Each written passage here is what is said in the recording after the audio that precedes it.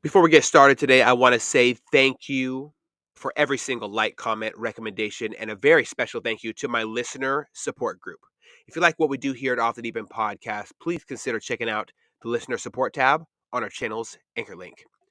Without you, we would not be able to continue the great work we're doing with these conversations, breaking down boundaries and helping heal each other by sharing our stories, our trials, our tribulations, and how we process them. Let's jump straight into this episode. Are you thinking about making a podcast? Spotify has a platform that lets you make one, and if I can figure it out, you definitely can too. You can create your own content all in one place for free with zero hangups and even earn money as soon as you get started. Spotify lets you record and edit episodes from your phone or computer so you can go mobile, just like I enjoy to do. My favorite thing about it is that you can create video episodes if you wish and upload them to wherever podcasts are heard. You can even set up subscriptions or, if you're like me, listener support options for listeners to help you grow.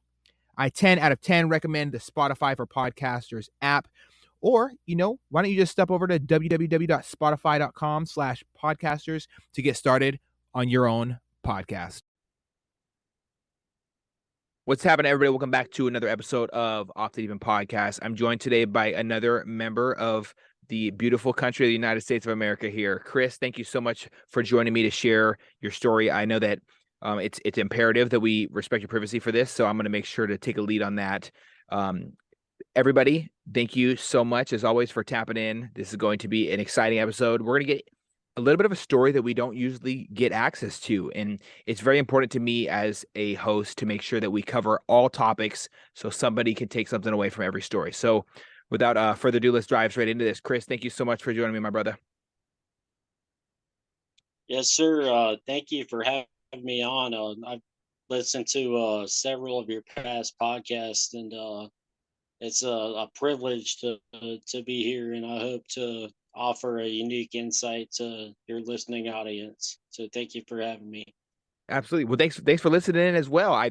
It's always overwhelming to hear that somebody else listens to the podcast because this is something that is my little baby. I'm trying to nurture it and pour water on it every single day, and it's growing to do amazing things in others' lives. I know your story is going to personally be a tool for somebody else to alter or change or sometimes fix a piece of their life where they feel is broken when it's really not. I hope so. I've certainly lived through a lot of challenges and things of that nature. So I know we can talk through that, and hopefully somebody else out there that listens to this will gain something positive from it. Absolutely, brother. Absolutely. Well, why don't we start from the get go? What was it like for you growing up? Growing up, I joined the military, the Navy specifically, out of a rural community out of Georgia. Um, the thing that excited me about joining the military was, to get out of a small town and go see something and do something bigger than myself. At the time, I only thought that I would uh, sign up for, a 4 year stint because my family, didn't have the money to pay for me to go to college. Um, but once I hit that 4 year mark, I was just having too much fun, so I stayed in for a little bit longer. And when you're like in a casino, like you're gonna let it ride, just throw them dice on the table and see what happens. Absolutely. Um, Absolutely. so it happened to be a little more than 4 years, as it were. So Definitely. Definitely. So how many years did you end up are you I know you're currently involved in some stuff that we're not going to personally discuss unless you do dive into it. What did what did you initially sign up for? Did you have a plan on doing things that were the top tier upper echelon kind of missions tier 1 operations, or did you plan on just getting in and chipping paint, driving the boat, sitting there with the OSs and the quartermasters and doing nothing, or what did you plan on doing? I was very interested in, the special warfare side of the house. But the job that I initially signed up as was as a radio man. That current rate does not exist in the Navy anymore. They now call it Information Systems Technician, which is called an IT. Um, so that was like my primary focus, and I've always been interested in that, was the communications and keeping people in contact. And as I came to find out, that was an excellent choice for me, because later down the line I had the opportunity to um, serve and support tier one operations, as you mentioned, in my career path. So Yeah, man, that's absolutely amazing. I think that one of my favorite parts about growing up was I had a neighbor who was in the Marine Recon, and he was telling me about the importance of every single branch and the support units, the people who directly deploy with the special warfare community, and the type of individual it takes to wield the responsibility on your shoulders of carrying another human being's life in your hands, which is what we all do when we sign up for the military. We look out for our brother or our sister. We're our brother's keepers, essentially.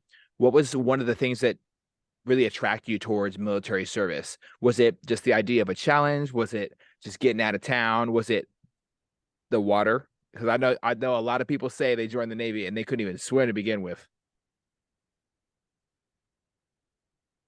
well, that's an excellent point. Like when I signed up for the Navy, in retrospect, I'd say I didn't even know what I signed up for.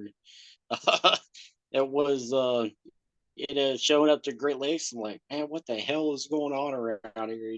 I'm like, but um, it, man, having done a career and retiring as a senior chief, it was honestly the best thing I could have ever done.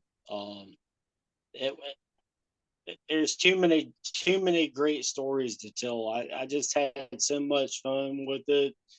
But the inspiration that drove me from day one was to be something greater than myself, and that was from day one what kept me going, because there was a lot of stuff that told me to stop. But um, that was the driving force, is that you have to have some kind of fire inside yourself to fight through the challenges that you experience in military service. It's not easy.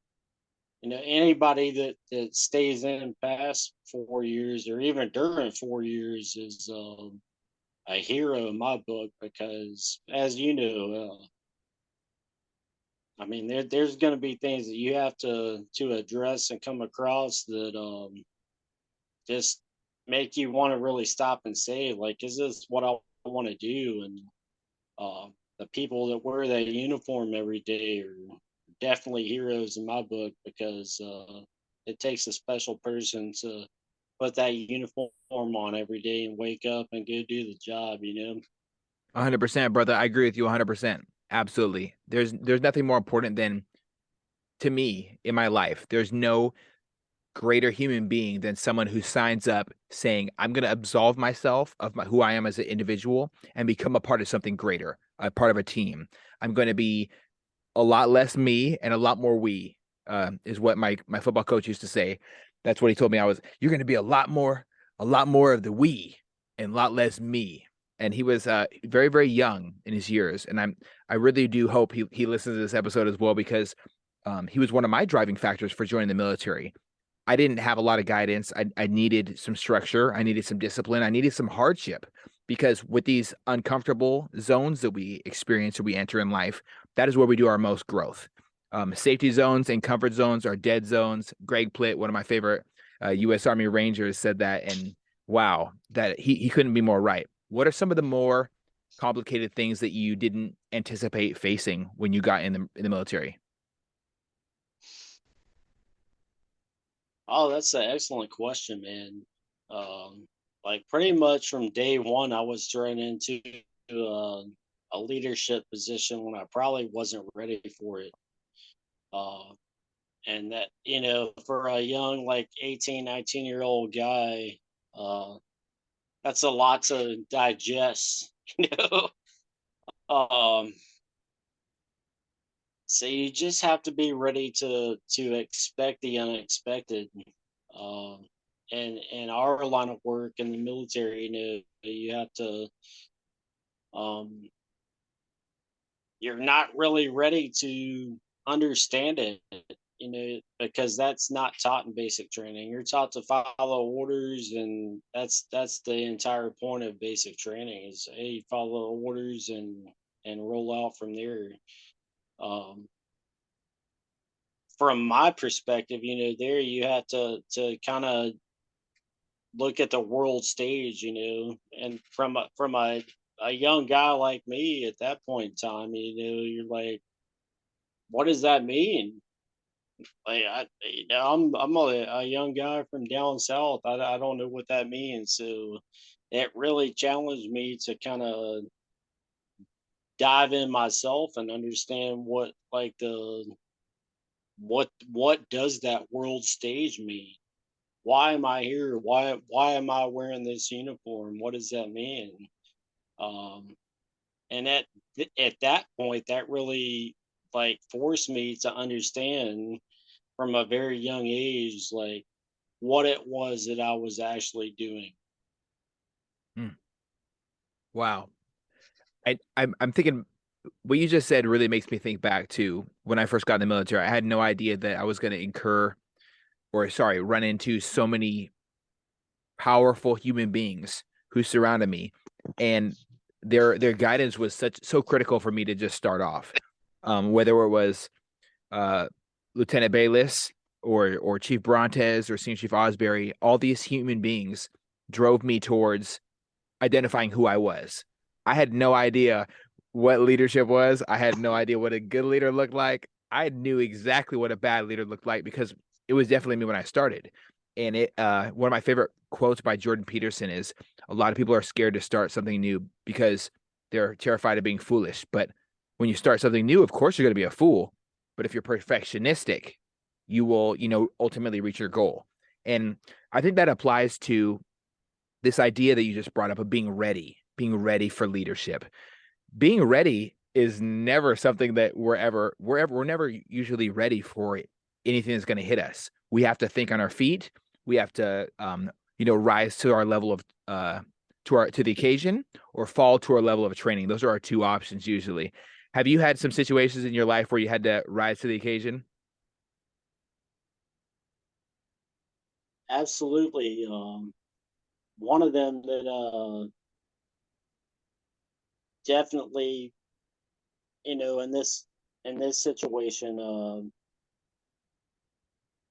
reminds me of a time in Iraq. One of my deployments there, where I was not specifically ready for what was placed in front of me, but I had to execute and take care of my people, and that was probably like one of the very first leadership challenges that I had ever as a petty officer. At that time in E6. And I'd never been put in that position. It was, I had to make or break decision, um,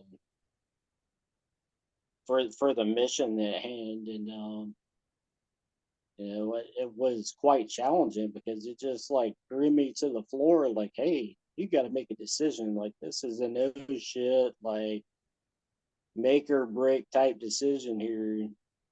Um, and like you said, I just relied on the training I had, and thank God it was good because had I not made the right decision there, it could have been very bad for, the mission at hand, so to speak.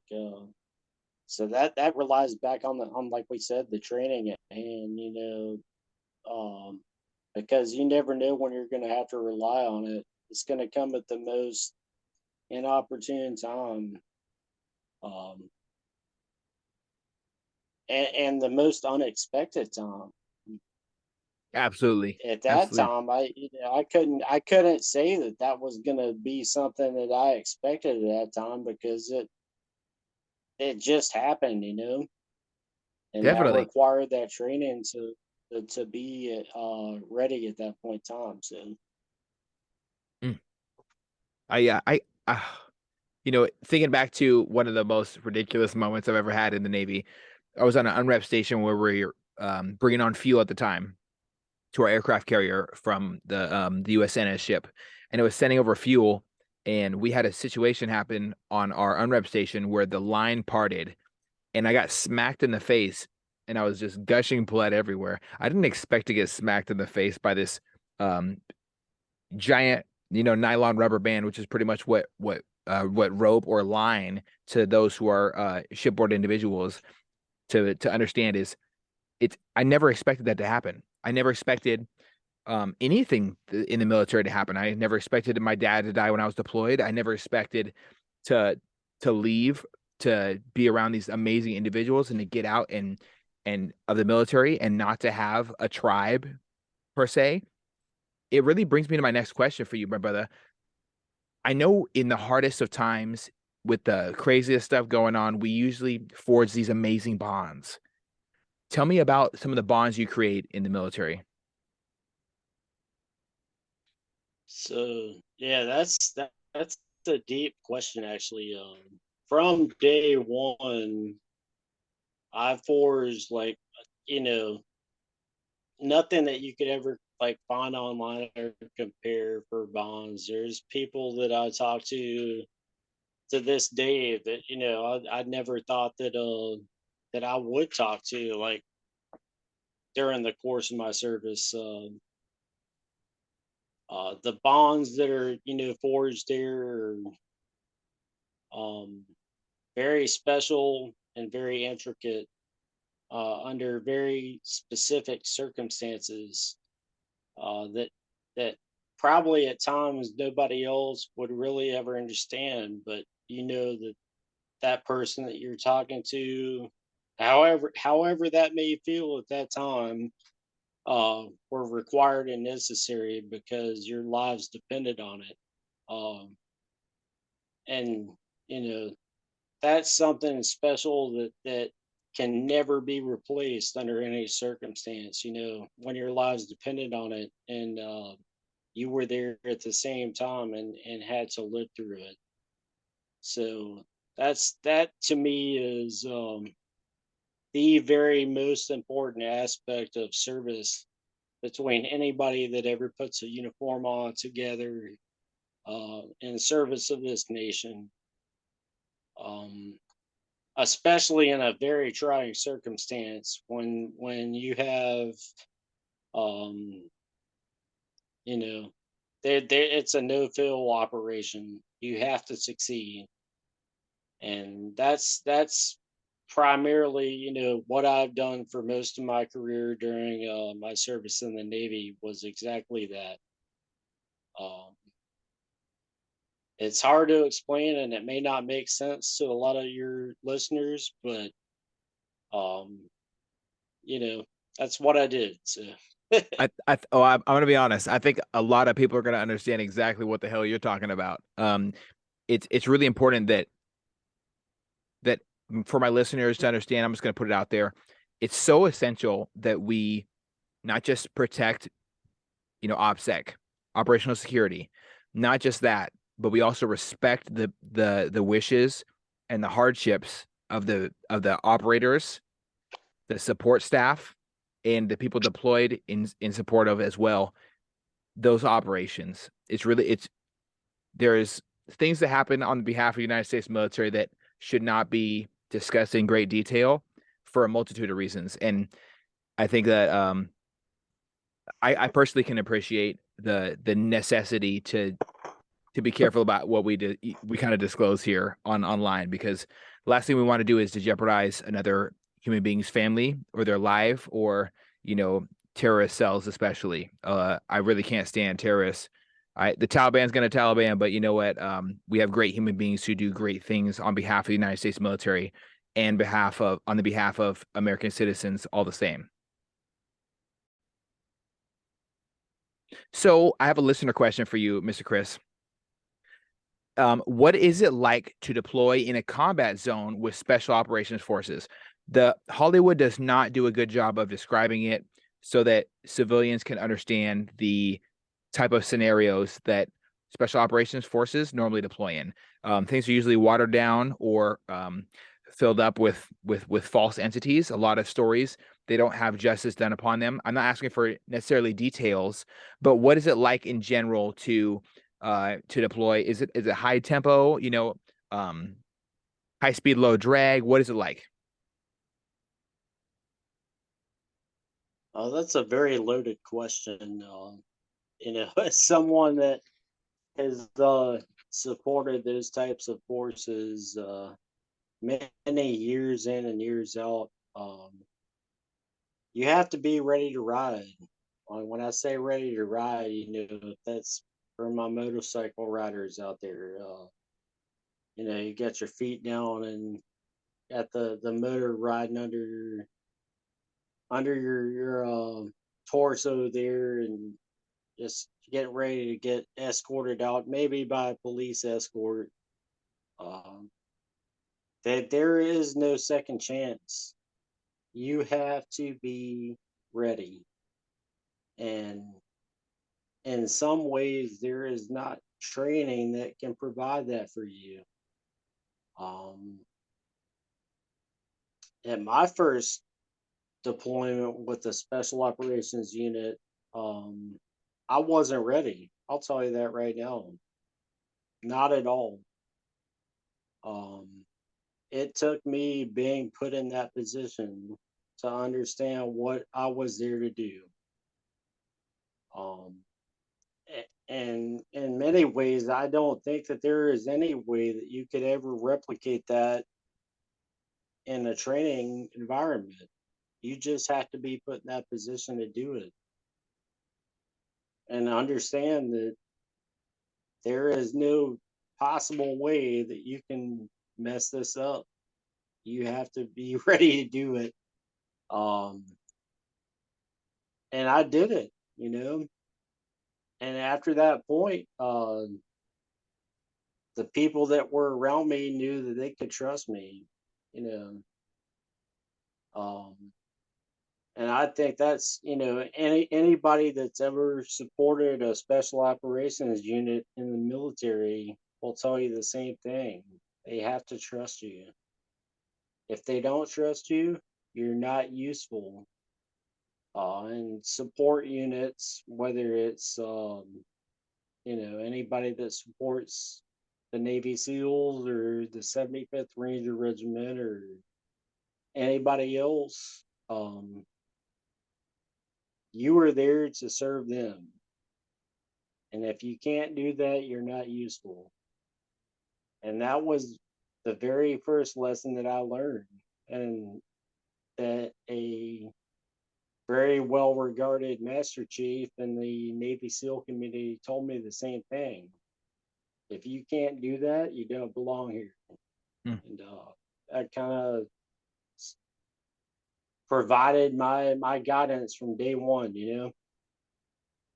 absolutely. I really appreciate how you describe that. There's something so special about the humility that comes with the people who serve the United States military. I grew up looking up to human beings who may or may not have been a part of Bridge Too Far. I know that most of them probably died before I was, a kid growing up in the 90s.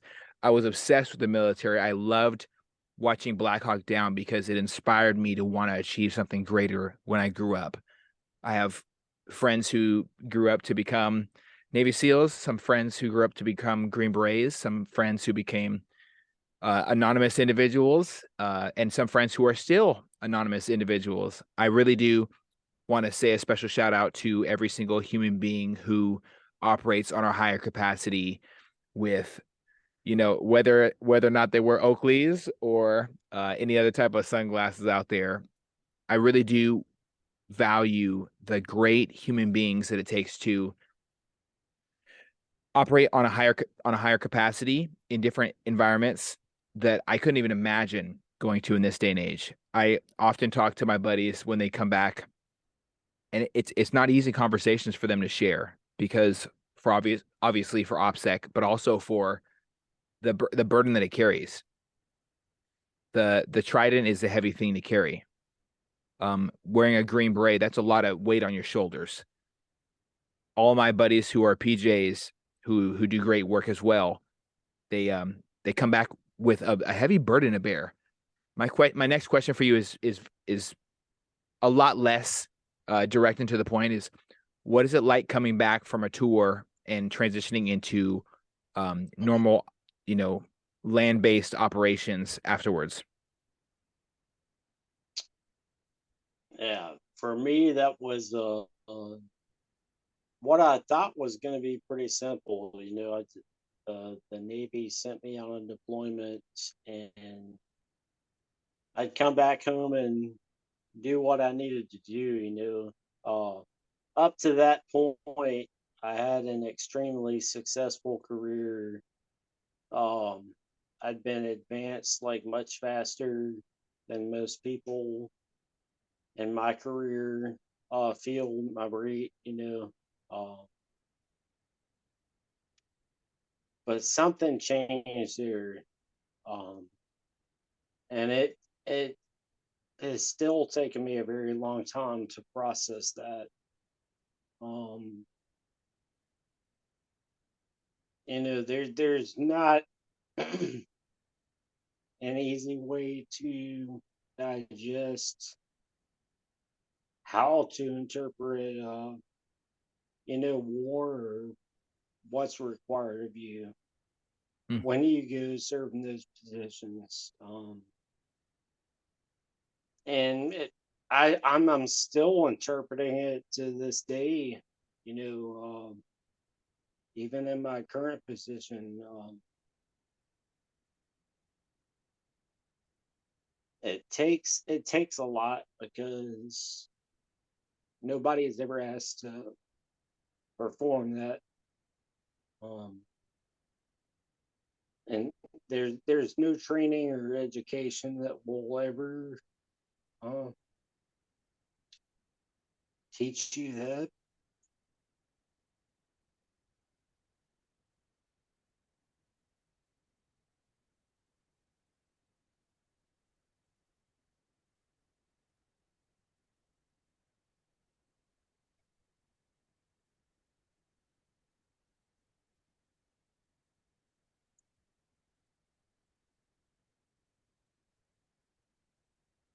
You good, brother? You want to take a second? Yeah, I'm here, man. I want to say that I'm so, no, it's all good, man. I want to give you some grace here. It's never easy to talk about what you're about to walk into, and I think it goes without saying, not just for all my listeners, but also for another human being who serves in the military. Um, what you're doing right now, it serves a purpose. You sharing what you're about to share serves a purpose. And if you want to, we can continue on this topic. If you want, we can skip it. It's totally up to you, man. There's zero expectations here, my brother. It's everything's all good, man. But if you want to share, yeah, I'm not. I don't want to fuck up your podcast. you don't fuck up nothing, man. Not at all. Not at all, Chris. Come on. And if you do share this, it's gonna carry something off your shoulders. Yeah, I know, man. It's it's just always been a a tough thing to talk about. I got you, brother. You want to take? I'm gonna pause it real quick. We're gonna But take a couple but that's seconds. that's why I'm here because I want to talk about it. Okay. Okay. So,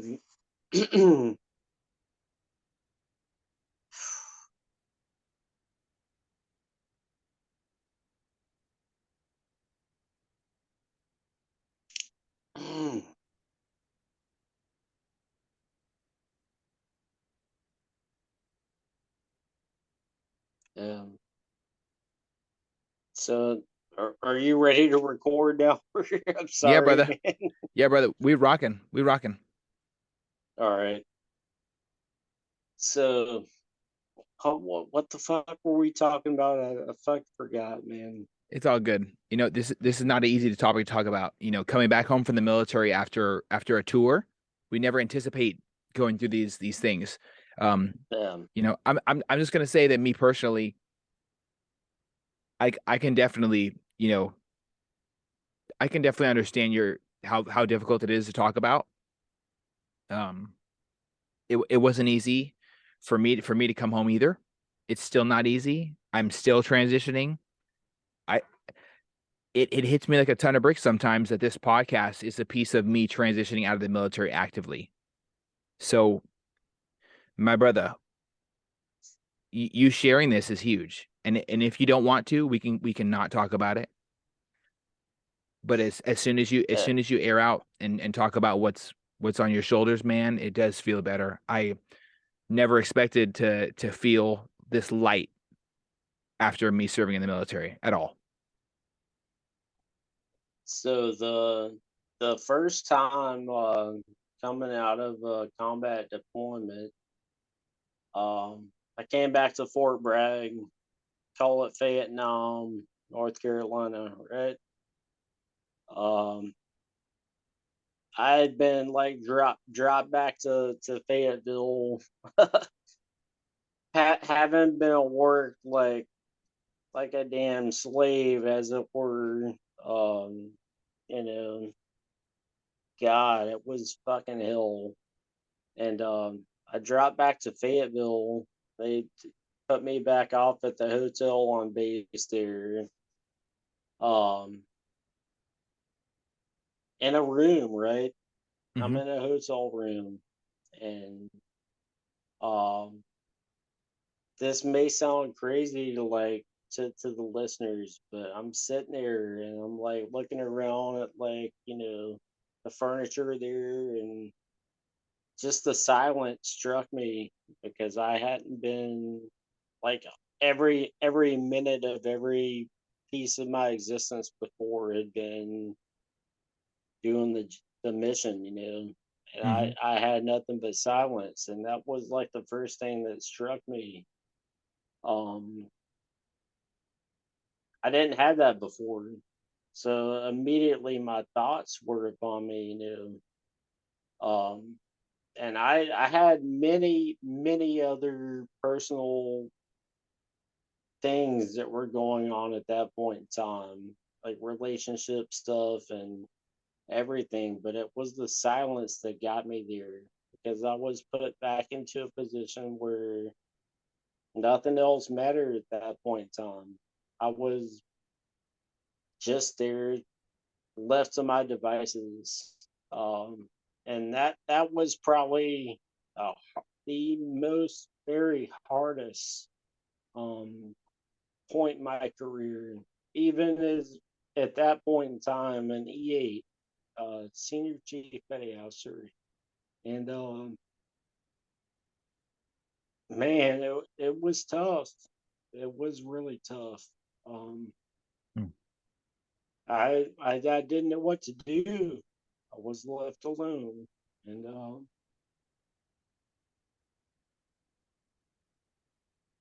that's when you're alone to your thoughts. It's a very uncomfortable place Yeah. that a lot of people like me don't deal with very well. So, Yeah, I definitely don't like the moments of nothing happening in my life because I'm alone to face my thoughts as well, brother. I have to deal with the person who I see in the mirror who I don't like sometimes. I have to deal with guilt. I have to deal with things catching up with me that I put in boxes and I lock down. I have to deal with things that I threw to the wayside that I thought I'd never have to deal with that sneak up and smack me in the face when I'm not looking in that direction. And then there's nothing easy about it, man. There's nothing easy about it. Talking about it is not easy. Dealing with it is not easy. Still being here, definitely not easy. It takes strength, mental fortitude, a healthy constitution, and the ability to love life more than you love yourself to really persevere through what you're about to talk about, man.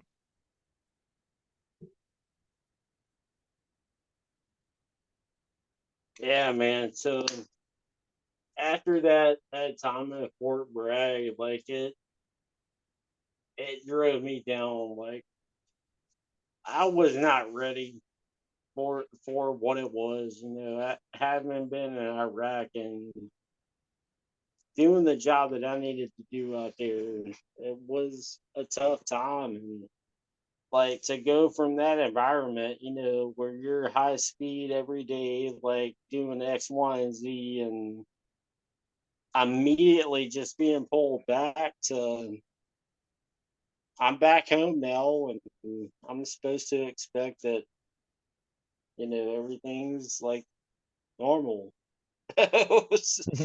um, Unfortunately, at that point in time, it put me back to a place in my personal relationship where it was nothing but normal. Um, and it drove me to a very extremely dark place. Um, I've thought many years now, actually, how I could frame this conversation, and it's not really one that can be framed very clear because it um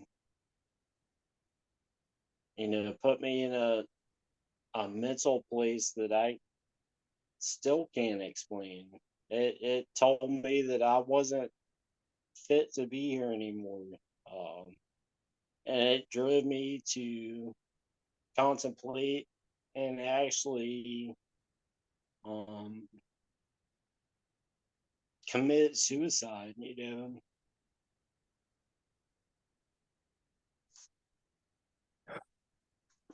I'm Chris, I'm really happy you're still here, man. I'm thankful that you're still here. Yeah. Um, well, me too. To kind of keep it light. um, it was fucking rough, man. Yeah, brother. To have come from a place where I did like everything plus 1,000 what was asked of me. Um,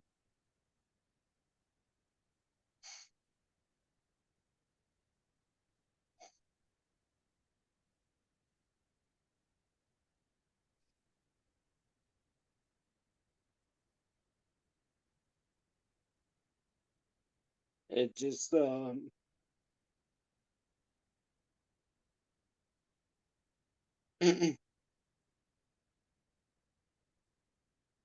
just doesn't make sense. I understand, man. Now it does. Now it does because I understand like why. But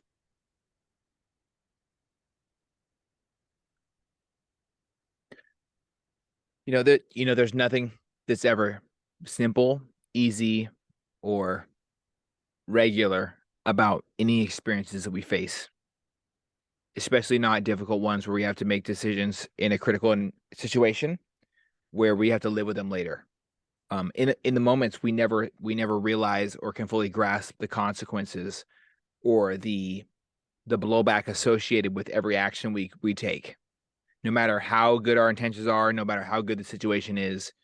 And that fast speed environment and the constant go go go go go go go go go, it creates an environment where the moments of nothing are difficult to deal with. It's difficult to sit around. It's difficult to be alone with your thoughts. I don't recommend being alone with your thoughts to anybody who comes back off fresh off a tour, especially not over in the sandbox. Definitely not.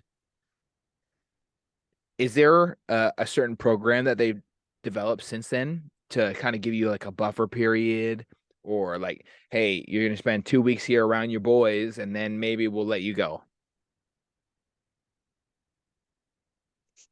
Absolutely. You know, oh,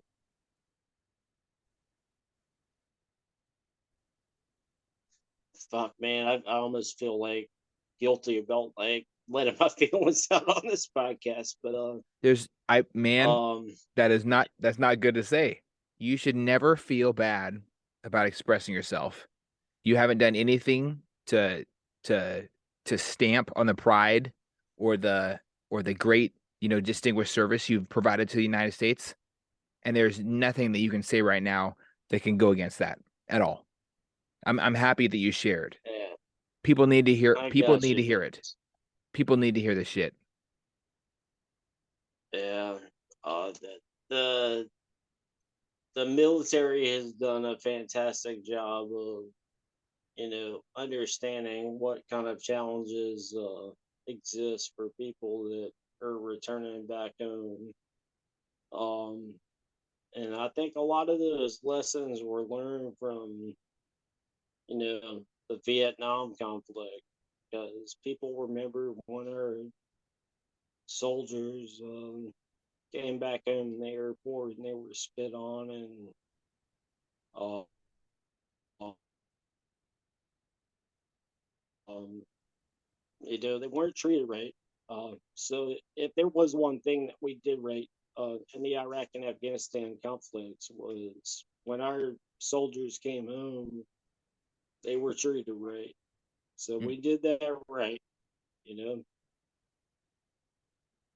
Absolutely. I remember when my stepdad came home, and he was greeted with love. And I have a neighbor up the street who wasn't. And it hurts me. It hurts me to hear him talk about it. Me and him we talk pretty openly about his military experience, Vietnam War, of course. So that demographic, there's so much that surrounds how they feel about their military service versus your military service versus my military service. There's a lot of things that create differences, but a lot more create similarities. I can understand your association with trying to keep everything in a box and locking it down. I think it's also important to give yourself some grace, my brother, and understand that you're a phenomenal human being. The most powerful human beings on this earth weep, hate life, stub their toe, hit their funny bone, do stupid shit, drink too much, and smile when they probably shouldn't be smiling. I there's nothing more special than a human being who signed up for the United States military. And I say that because they have a heavy burden to bear, and they're also carrying the family with them. My next question is pretty simple.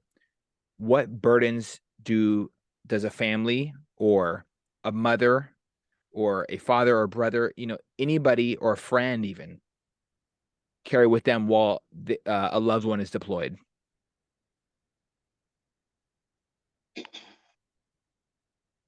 That's a loaded question too, because nobody can ever be ready for that. Like when you have to send out a wife or a husband or any type of loved one, when they have to go on deployment, it's a hard thing to do, man. You just stand there on the pier or whatever base you're on, or you know whatever the situation is, and you watch them walk off to go serve. Um, so even as someone that's done it, is an extremely hard thing to do because you just can't process it at the time. Mm. Um, you know, it's I don't think like something that you could write, because you watch it and you understand like this person is going out to do X, Y, and Z, what what is X, Y, and Z? They're going out to possibly give their life in service to this country. What does that mean? And you can't possibly point that in any writing or, you know, piece of material that you're going to use for whatever it may be. Like, what does that mean? That person is there. They've already given the ultimate sacrifice. Um, and you have to sit there and watch it, and you know that they may not come back. Yeah, brother. It's a tough thing to swallow when it comes to military service. Are human beings at a very young age saying, I'm gonna go. They get sent, they come back. Some have a heavier load to carry once they return than when they were gone. You know, there's this amazing fire that I believe that burns in the American hearts of our United States military. It I don't think it can ever be extinguished. The idea of military servitude. I've said it before and I'll say it again. It's not You're not signing up for something that says, okay, yeah, I'm gonna go and volunteer and clean up a park, or I'm gonna go and stock my local food bank. All very, very admirable things, yes. But leaving, you're going into very, very deep waters where you have no idea what's going on out there. Rolling the dice, taking a chance, doing something special for another person, absolving yourself of who you are as an individual. It's all very, very complex stuff. My question is this: when that's all over, when everything else washes away, when the uniform is about to come off or has come off, this thing we've created, this brotherhood, sisterhood, whatever you may call it, how do we carry that tribe mentality into post-military service? Because I know me personally, I have a peer-to-peer support group. I'm surrounded by people, regardless of their branch, regardless of what they got going in their life. I'm surrounded by military members once a week to talk about our highs and lows, how to navigate life, and we help each other. What tribe have you created to kind of help you transition out of this situation that you've been in it over the past years?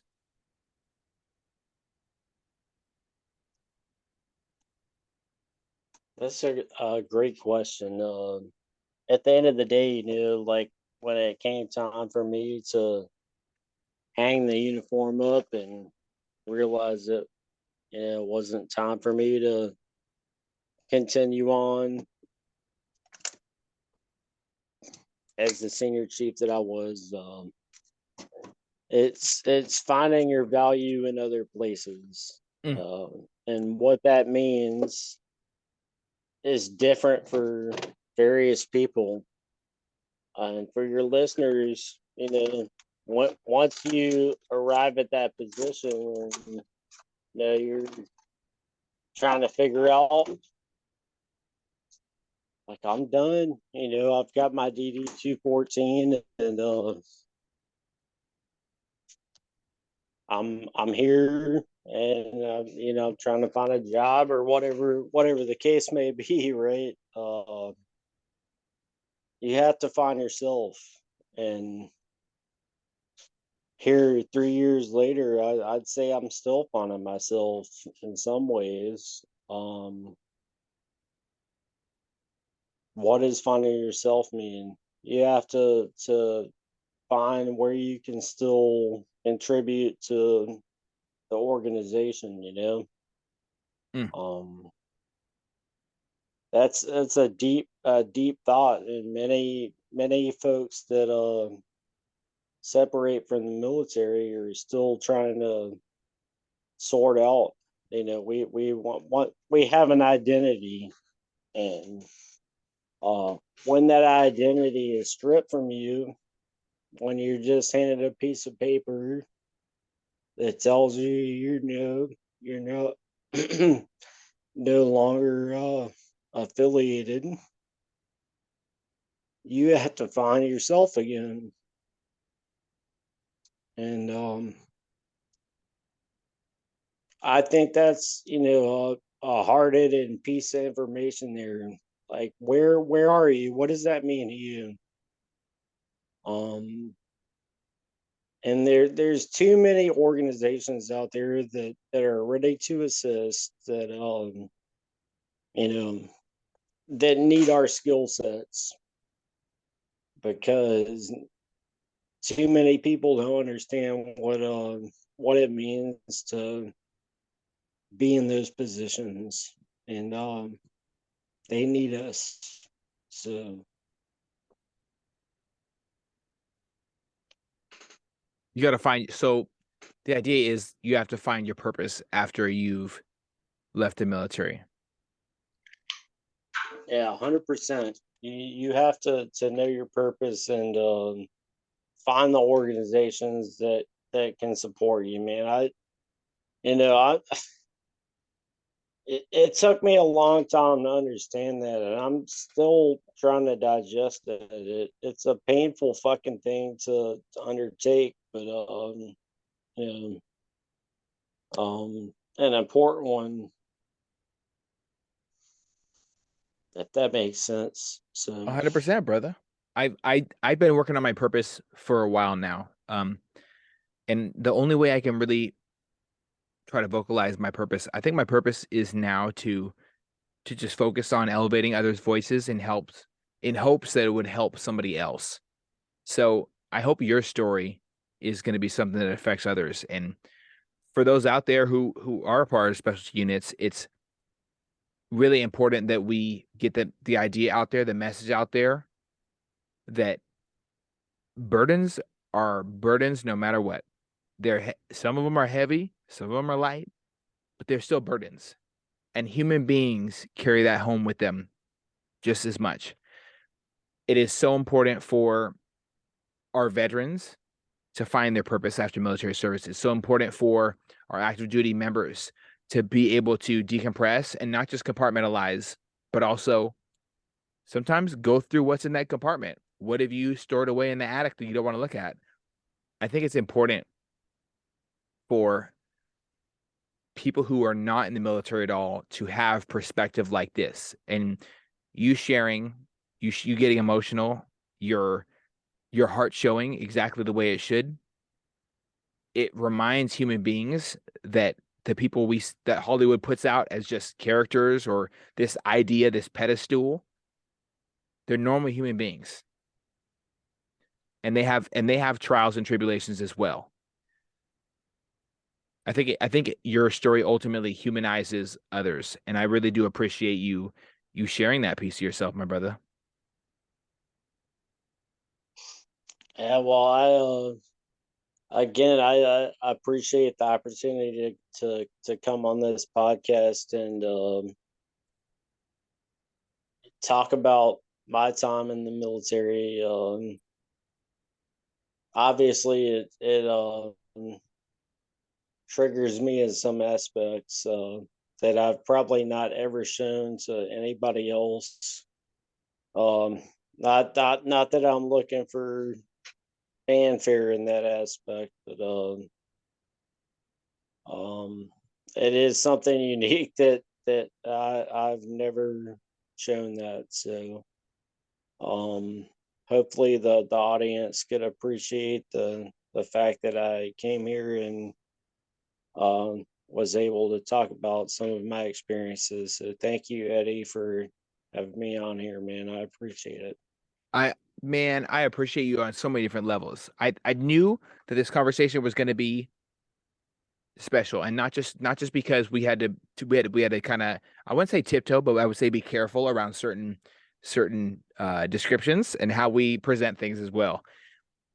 It's so important that we protect others' lives when we're talking about warfare and coming home.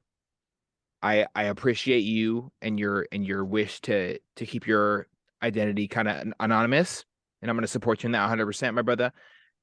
Everyone's going to take something away from what you shared, and not just because you were raw and honest. It's never easy to process what we experience in life, especially not when the load is heavy as fuck. and the load is heavy as fuck when it comes to the United States military. The episodes of service and sacrifice are very special to me and heartbreaking at the same time. I'm still transitioning, man. All of my friends are definitely still transitioning out of the military. It's not something that just happens over a year. Like normally it takes like I think it says it takes 120 days to create a like impervious habit, like to habitually enact success. It takes 120 days, I believe. I'm definitely not there. Okay. There ain't shit successful about my transition. All I have going for me right now is that I'm learning to express myself. I'm learning to create life, to find my purpose, identify it, and share it with the world. I really admire that you came on and you were real, raw, and honest. And I look forward to possibly I would hope in the near future, another conversation where we really dive into even more. As we go through this thing called life. There are so many dark alleyways and so many trash cans and so many pedestals and so many moments of great light and moments where we're feeling like we're in our temple and everything's solid as hell, and other moments that rock us to the core. There's nothing wrong with ever expressing emotion and showing vulnerability as long as we aren't compromising others. And I really do appreciate you doing exactly that. Yes, sir. And I'd like to close it out, like as I think you usually ask, what does service and sacrifice mean? Um, to me, that's probably a loaded question, but service and sacrifice to me means being able to stand up and understand that there's a much greater thing than yourself than ever existed. Um, as an operator, somebody that supports, anything special to this country, um, you have to understand that our role is very minuscule. We're placed into a point where you are provided with a task, which is X, Y, and Z, and we have to execute X, Y, and Z. And if you don't do X, Y, and Z, then there are severe consequences. But when you do X, Y, and Z, you have supported the reason that the Constitution exists. So, with that, I'll leave you. That's excellent, man. I appreciate that so much, my brother. I don't often say it enough. God bless the people who serve the United States military. I cannot say it enough with I don't have enough appreciation. I don't have enough appreciation left to give for people who serve the military. Chris, you are an amazing human being and you're exceptionally powerful because you're able to let off that steam and decompress and share it in this platform where it's going to be respectful of every community possible. And also, you're able to shed some light so others can find understanding. I have Gold Star families who listen in to try to find out what their dad was like. You might have just brought them some solace. And I really do appreciate and thank you for that. Hey, thanks, man. I appreciate the opportunity to come on out, and I try not to get choked up too many times, but it's hard at times. Thank Uh, you. yes, brother, absolutely. And you know what? I cry damn near every episode on this thing. I really do. There's a tremendous amount of emotional buildup that comes with doing this. The whole idea of this of my podcast, Off the Deep End podcast, it's not a safe place. It's a very, very dangerous place to enter. This idea, this vulnerability thing, It's real. It's raw. It's not watered down. There's no cookie cutter stories. It's real. We're talking about death and life. We're talking about pain, passion, loss of loved ones due to self-inflicted wounds, and how to stay on this fucking earth when we feel like we don't have a place. I love that you're seeking your purpose after the military. I appreciate your service. It's not easy to make it to the rank of senior chief, and that's huge. But more importantly, you're continuing service after service by speaking on things that other human beings go through. So I appreciate you saying that so much, my brother Chris. Thank you so much for joining us this evening. And thank you to each and every one of my listeners. This has been another episode of Off the Deep End Podcast. I hope you benefited from this as much as I did. If you like what we do here at Off the Deep End, the best thing you can do is to like, share, or keep this conversation going. Ask people around you. Who has someone served in the military in your family? Ask, find out, talk to them about their military service. You never know what they may need to decompress from. And I really do hope that you and your family are doing well. Thank you so much for listening. This has been another episode. Much love, y'all, and bye-bye.